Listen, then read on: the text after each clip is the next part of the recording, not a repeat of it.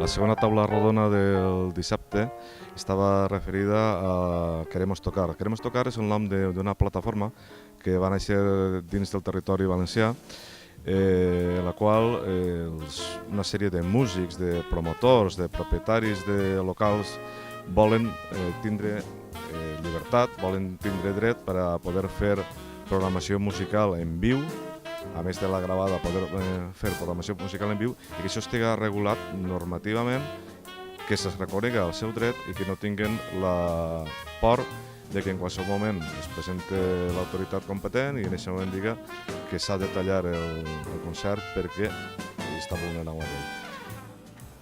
Bueno, iniciativas como Queremos Entrar y Queremos Tocar son necesarias y son muy importantes para tejer las redes y el apoyo a los grupos y a los públicos que se están acercando a las salas y a las actividades culturales que ofrecen las ciudades. Y esperemos que las leyes cambien pronto para que se pueda conseguir todo esto. Qui va estar present? Va estar Antonio López com a representant d'esta plataforma, Queremos Tocar.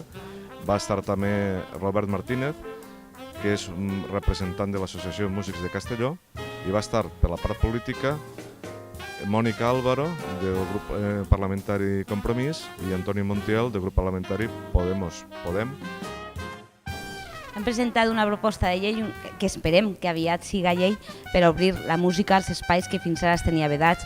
Estem parlant de pubs, estem parlant de restaurants, estem parlant de música i estem parlant de cultura en general. I el Tobam, la veritat és que és un magnífic espectacle i una oportunitat que tenim els grups polítics i en concret Compromís de presentar aquesta proposta en societat i esperem això, que agradi la proposta i que en definitiva puguem fer això, cultura, puguem fer música, puguem fer art.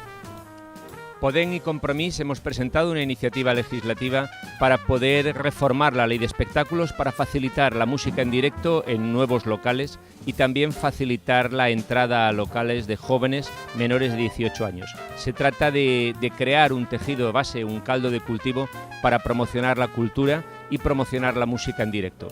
Esto, junto con la próxima reapertura de Radio Televisión Valenciana, permitirá que la industria musical, nuestros jóvenes creativos, los nuevos talentos, vayan también emergiendo, vayan creando un tejido que pueda promover la idea de que esta es una sociedad rica, dinámica, creativa y multicultural.